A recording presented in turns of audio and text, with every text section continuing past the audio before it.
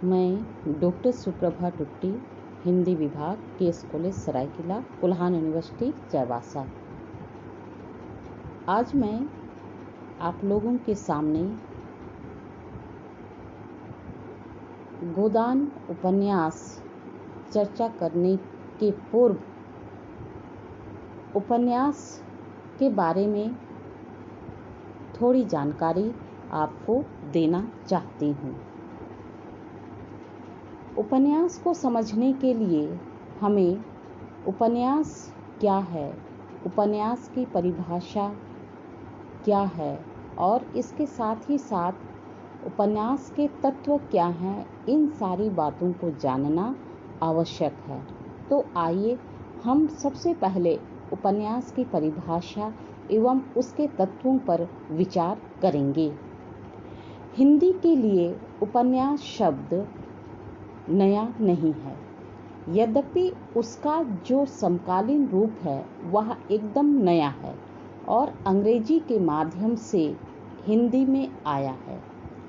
संस्कृत में उपन्यास शब्द का सर्वप्रथम प्रयोग भरत मुनि ने अपने नाट्य शास्त्र में नाट्य विश्लेषण के संदर्भ में पताका, स्थानक के चतुर्थ भेद और प्रतिमुख संधि के अंग विशेष के रूप में किया है। इसका अर्थ है कि साहित्य के संदर्भ में भारत में उपन्यास शब्द का प्रयोग होता रहा है, परंतु आधुनिक युग में उसका जो रूप मिलता है वह अंग्रेजी के नोवेल का हिंदी का अनुवाद है। नोवेल शब्द मूल रूप से लैटिन भाषा के नोवेल या नोवेलस शब्द से है। नोवेल की सीधी परंपरा इटालियन शब्द से भी जुड़ती है, जिसका अर्थ समाचार से मिलता जुलता है। हिंदी का उपन्यास विराट कथा रूप है, जो भारत की विपुल कथा परंपरा से नहीं जुड़ता। यह उपन्यास उस परंपरा से जुड़ता है जिसके लिए 19वीं सदी के प्रसिद्ध फ्रेंच उपन्यासकार स्टेनडाल ने कहा था, उपन्यास एक दर्पण है जो सड़क के किनारे किनारे चल रहा है। अनेक भारतीय और पाश्चात्य विद्वानों ने उपन्यास को परिभाषित करने की चेष्टा की है। उपन्यास गद्य में लिखी हुई विराट गद्य कथा है, अतः उसमें अनेक तत्व होते हैं। अनेक आधारों पर उसकी परिभाषाएं की गई हैं। इन्हीं आधारों पर की गई परिभाषाओं के संदर्भ में उपन्यास को देखना उचित होगा। ये परिभाषाएं आकार, गद्यात्मकता, कल्पनात्मकता, यथार्थ दृष्टि, कथात्मकता और कलात्मकता की दृष्टि से भी की गई है। तो आइए हम देखते हैं इनकी महत्वपूर्ण परिभाषाएं। पहला, आकार की दृष्टि से की गई परिभाषाएं। उपन्यास की आकारगत विशिष्टता है। 2-4 पृष्ठों की रचना को उपन्यास नहीं कहा जा सकता। यह अलग बात है कि हिंदी में 80-85 पेजों के उपन्यास लिखे गए, फिर भी सामान्यतः यह दीर्घ आकार वाली रचना है। आकार की छोटेपन की सीमा शायद बांधी जा सके, परंतु उसकी विराटता की सीमा नहीं बांधी जा सकती। बड़े उपन्यास 1000 पृष्ठ से लेकर 10,000 पृष्ठ तक हो सकते हैं। आचार्य चतुरसेन शास्त्री ने 10,000 पृष्ठों का उपन्यास सोना और खून लिखना प्रारंभ किया था। असामयिक मृत्यु के कारण वे लिख नहीं पाए, केवल 4 भाग ही लिख सके। प्रसिद्ध अंग्रेजी उपन्यास शास्त्री E.M. फास्टर ने उपन्यास को गद्य में लिखी हुई कथा के रूप में परिभाषित करते हुए उसके आकार के संबंध में यह मंतव्य प्रस्तुत किया है कि उपन्यास में कम से कम 50,000 शब्दों की रचना अनिवार्य रूप से होनी चाहिए।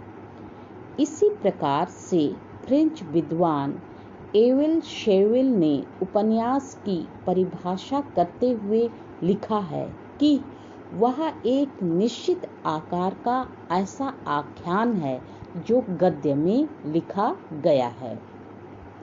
दूसरा, गद्यात्मकता की दृष्टि से की गई परिभाषाएं।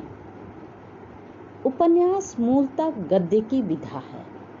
उसके इसी तत्व को प्रमुख मानकर उसकी अनेक परिभाषाएं की गई। बाबू गुलाब राय के अनुसार उपन्यास कार्य कारण श्रृंखला में बंधा हुआ वह गद्यात्मक कथानक है जिसमें अपेक्षाकृत अधिक विस्तार तथा पेचीदगी के साथ जीवन का प्रतिनिधित्व करने वाली घटनाओं से संबंधित वास्तविक या संबंधित घटनाओं द्वारा मानव जीवन के सत्य का रसात्मक रूप से उद्घाटन किया जाता है। नंदुलारे वाजपेयी जी के विचार से उपन्यास गद्यात्मक कृति को ही कहते हैं। पाश्चात्य विद्वान अर्नेस्ट ए बेकर ने भी उपन्यास को गद्य में लिखा गया एक कल्पनाजनक माना है जिसके माध्यम से लेखक जीवन की व्याख्या करने का प्रयास करता है।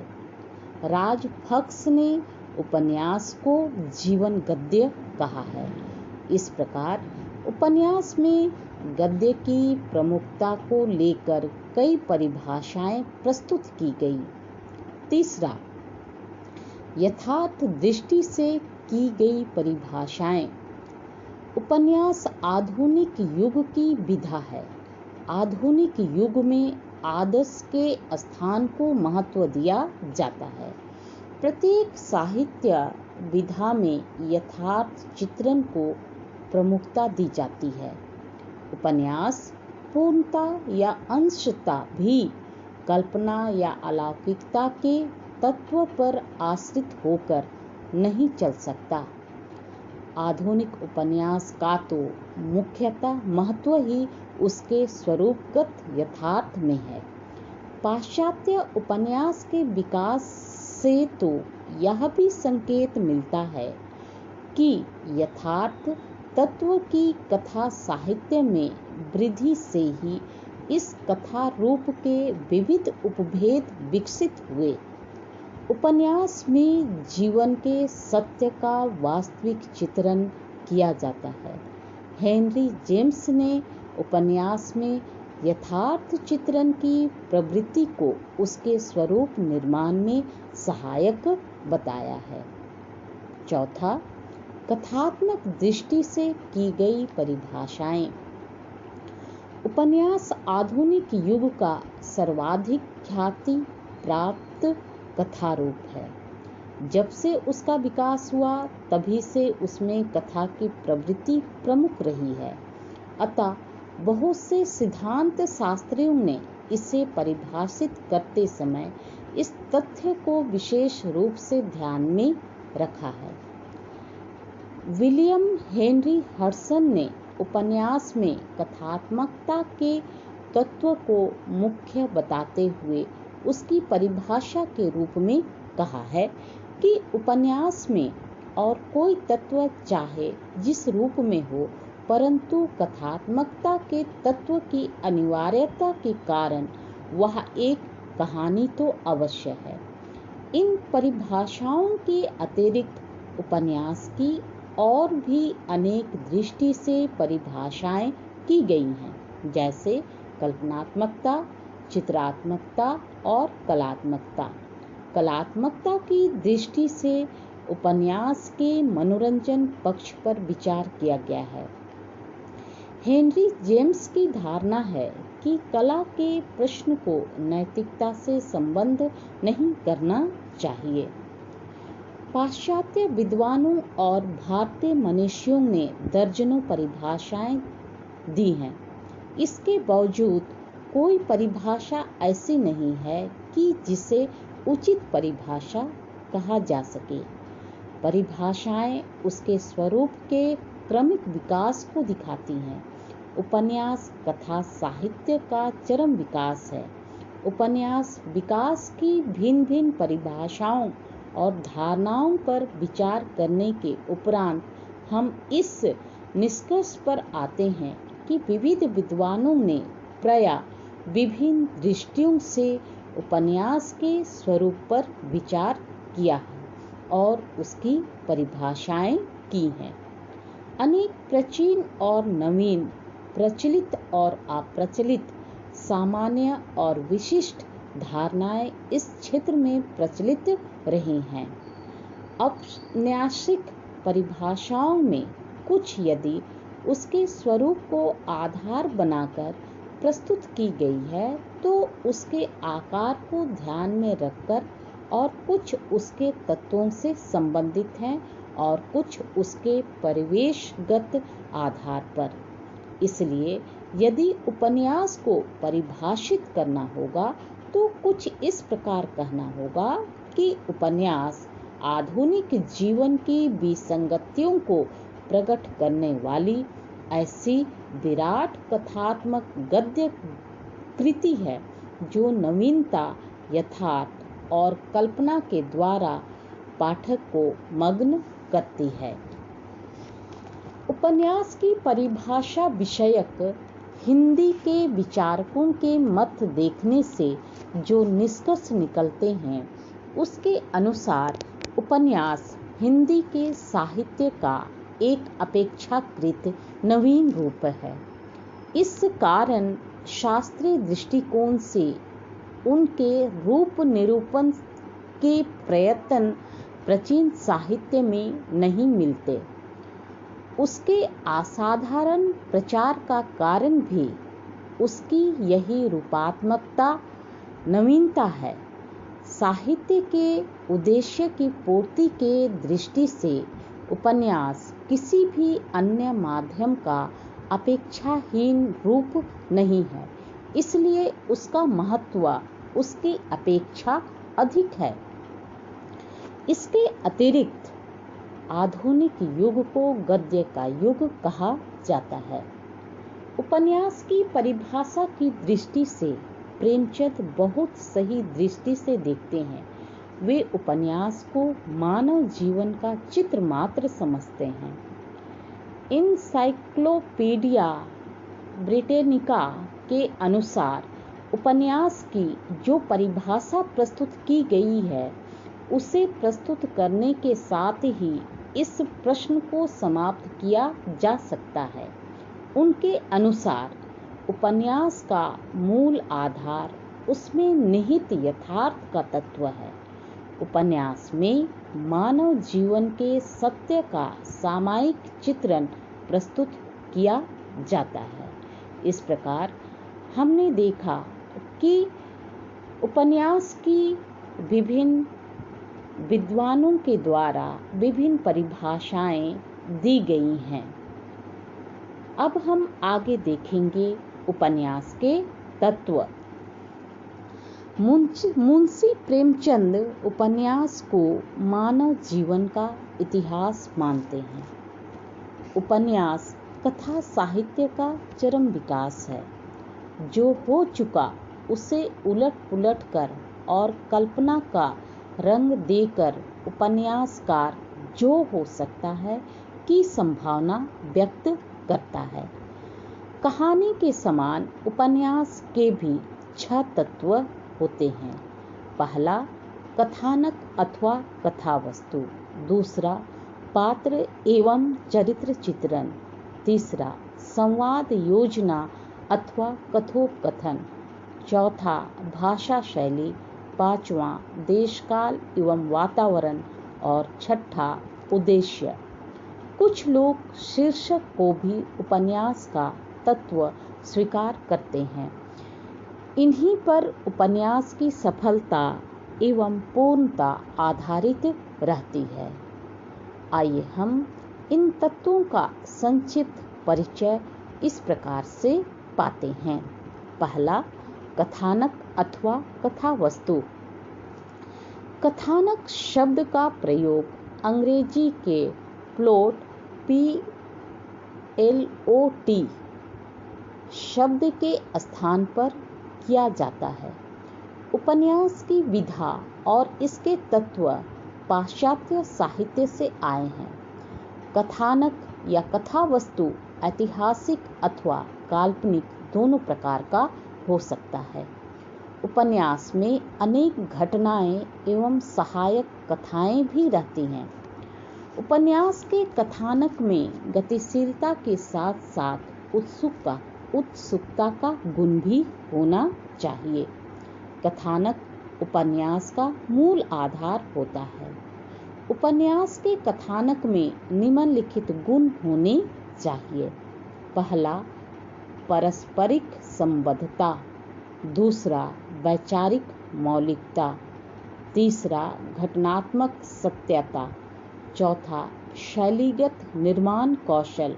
और पांचवा, वर्णनात्मक रोचकता। दूसरा हम देखेंगे उपन्यास के तत्व, पात्र एवं चरित्र चित्रण। कहानी में सीमित पात्र होते हैं, पर उपन्यास में पात्र पर्याप्त होते हैं। कुछ आधुनिक उपन्यासकारों ने कम पात्रों को लेकर भी अच्छे उपन्यास लिखे हैं। उपन्यास में प्रमुख पात्र तो एक दो ही होते हैं, परंतु शेष पात्र उनके सहायक अथवा विरोधी होते हैं। उपन्यास में पात्रों का चरित्र विकसित होता है अथवा उसका निर्माण किया जाता है। कहानी के समान उपन्यास के पात्रों के निर्मित चरित्र पर प्रकाश नहीं डाला जा सकता। उपन्यास के पात्रों के चरित्र चित्रण अथवा विकास के तीन आधार होते हैं। पात्र जो कुछ करता है, जो कुछ कहता है, और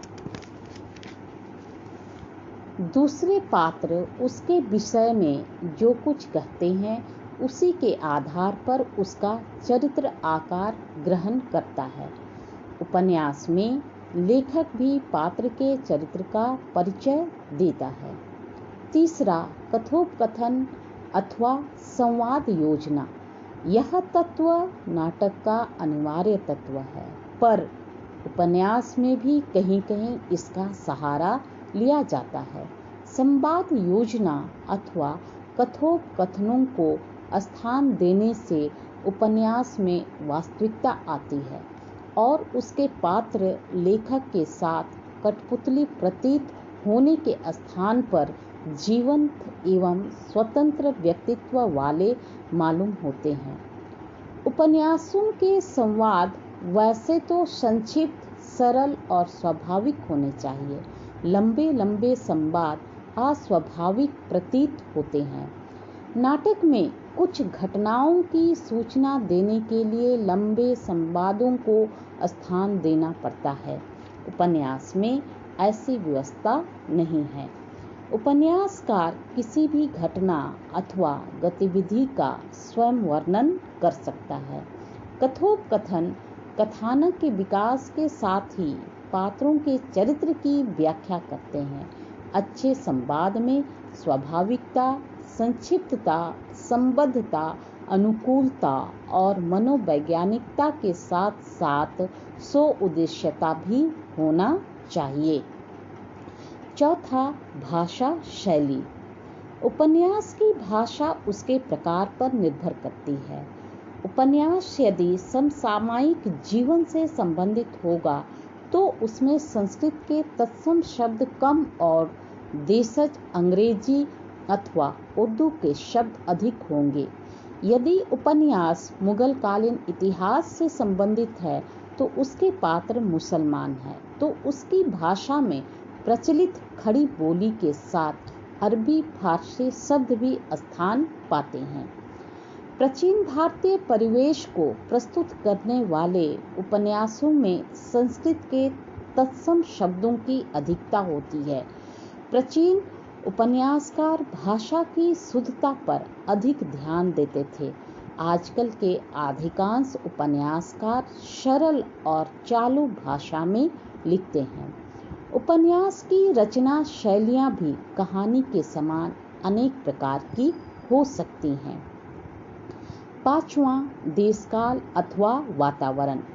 उपन्यासकार के पास स्थान और समय की न्यूनता नहीं होती। वह विस्तार से देश और काल का परिचय देता है तथा वातावरण के निर्माण में कोताही नहीं करता। वातावरण की सफलता इसी में है कि उपन्यास पढ़ने वाला स्वयं को उसी वातावरण से घिरा समझने लगे जिसका निर्माण उपन्यासकार ने किया है। वातावरण सामाजिक, पारिवारिक, ग्रामीण, नागरिक एवं राजनीतिक किसी भी प्रकार का हो सकता है। छठा, उद्देश्य। उपन्यास की रचना में लेखक का कोई न कोई उद्देश्य अवश्य छिपा रहता है। पहले आदर्शवादी उपन्यास लिखे जाते थे। उनका उद्देश्य आदर्श चरित्र और पात्र प्रस्तुत करके समाज के लोगों को वैसा बनने की प्रेरणा देना होता था। आजकल लिखे जाने वाले अधिकांश उपन्यास यथार्थवादी होते हैं। समाज में अथवा जीवन में जो कुछ भला बुरा है उसे ज्यों का त्यों प्रस्तुत करके उपन्यासकार बुराइयों से बचने की प्रेरणा देता है।